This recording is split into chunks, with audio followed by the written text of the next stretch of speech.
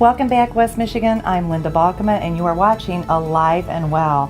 I am talking to Dawn Shank. We are here at First Lutheran Church on Whitehall Road in North Muskegon, and Dawn has an seven-year-old son, Matthew, who has been diagnosed with ITP. And we're just, in case you're just tuning in, we'll briefly recap this very heart-wrenching story, but also a story of hope. What a dynamic little man he sounds like. So tell our viewers about ITP. ITP is idiopathic thrombocytopenia purpura. We're working on that one. Yes. And virtually it's just his body, not just, but his body is eating his platelets faster than they can produce. And platelets is what helps your body to clot, so that your blood, that you don't bleed everywhere. So Matthew was diagnosed with this back in January, and most children that are diagnosed with this usually get through it in about 6 months and are done. Unfortunately, in Matthew's case, it just isn't going away. And so they've been through a whole gamut of treatments. You've been back and forth to DeVos Hospital. We've talked about how it's affected the whole family. Her family, fortunately, has pulled closer together. Your church family here at First Lutheran has done a tremendous, they're going to be putting on a wonderful fundraiser to help with all these extra medical expenses that they've occurred, and that will be August 19th. August 19th after the church service. What time does the fundraiser actually start? 11 o'clock. 11 o'clock. So come out here to First Lutheran on Whitehall Road. And Max and Ruth Bloomquist will be here singing, so that's a big draw for people, and that's wonderful. I want you. We talked about how it's affected your family, and I know that you seem like a pillar of strength, and I think that's because we were just talking off camera that you have to be.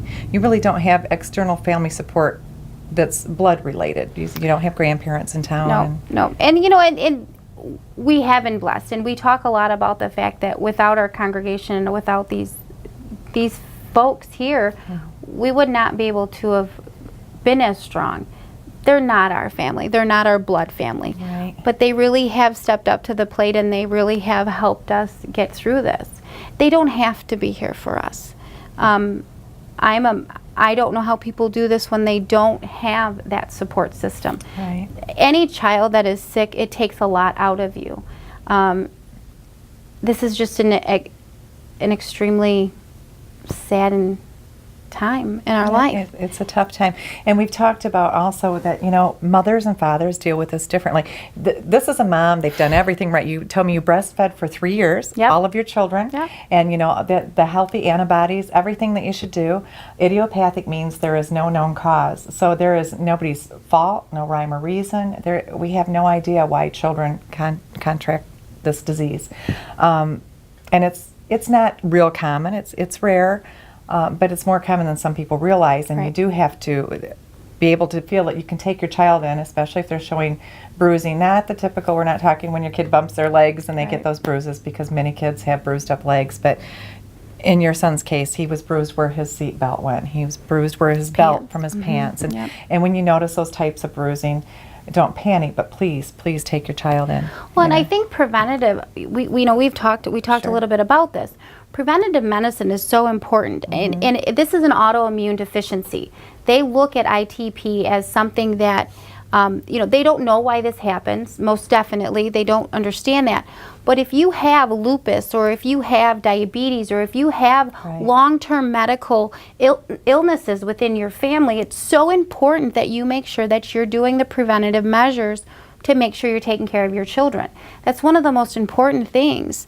And that's one of the reasons that maybe we had the rapport that we had with our physician, because I knew how important that was. There's a lot of medical history within our families, both my husband's and mine, and I was just always very concerned about that.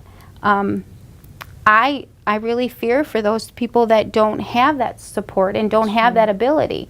We've met a lot of people at DeVos that they're going every day for chemo. Their husbands and they're working, and they have to leave their children, and they have to go, and these kids are doing it sometimes by themselves, and those staff are their supports. And I'm amazed. You told me about a mother that you've met over there from Muskegon. She was driving back and forth daily for treatment. Is this for chemo? She was. Her daughter was 7 or 8, I don't remember. It was the most touchingest time that I've ever experienced when we went to Voss. her and I were having a wonderful conversation just about our kids, and they were playing together, and her daughter had a little peach fuzz. She had been through chemo, and it had been her third bout of chemo. And she's a member of a local church here in Muskegon, and she goes daily, and her mom takes her other 2 children while her husband diligently works, and they have, they're doing the very best that they can. I don't know how they do it. And it was none of my business. I mean, I didn't ask her, but every day for chemo. Every day. She is there, and it's a 3 to 4 hour treatment. They're just, looking to make sure her white blood counts are right and her red blood counts are where they need to be. And this little girl and my son just played on the floor together. Yeah. And it was really sweet because when they were leaving, we prayed together. And these little people, and they're just amazing. They held hands and we prayed with our kids. To not have that support, I'm just amazed. I don't know how people do this if they don't. I know. So it's so wonderful, and we will talk to Pastor Bill because this is something that the church has been such a good family to you. It sounds like her church family. I think it's very important to have that faith, and you need that so much during those times, and that's why we should have it on a daily basis. So when it does come to these trying times, we have that to fall back on, and you really, I think, are touched more by it, and you realize absolutely the absolute need for it, and how here it is. You're the pastor, you work here as a secretary for the pastor at the church, and so fortunately you do have a really strong support group, and God does work in mysterious ways because you don't have the grandparents, but yet here you are as the secretary, and you've got the support. I love what you told me that Matthew talked about when he grows up. Maybe he can't play football and Sure. do a lot of things that you kind of hope that your little boy is going to go and I personally think it's great to keep him away from football. There's a whole lot of injury things now about that. But, there's a ton of other things he can do. But he said he'd like to be a doctor. So this sure. has made him think he wants to research so other people don't have to go through this. And what a neat thing to come from your son to think of that. I think I have learned more from my 7-year-old than any person has ever been able to teach me. Mm-hmm. And I think that I can speak for my husband. He's done the same for him. Sure. So that's wonderful. And we know that your husband works out of town. He has a long drive, and we were talking about this off camera with a friend that men tend to be quieter and they process things differently than women do. Absolutely. Sometimes we just need somebody to just listen. And it's a man's natural ability to want to fix things. Men like to fix things, and this is difficult for him in the sense that he can't fix this. And and I think, in defense of my husband, he's a great man and a very good father. But he's rough and tough, and that's how he's supposed to be. You don't cry, you don't show emotions, and that's his, maybe how he was brought up. It's a man's man. That's okay. That's okay. That's not how this has been.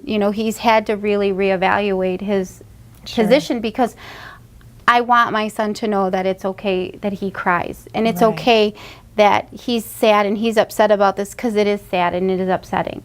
But who's giving you permission? It's okay for you to be sad and upset too.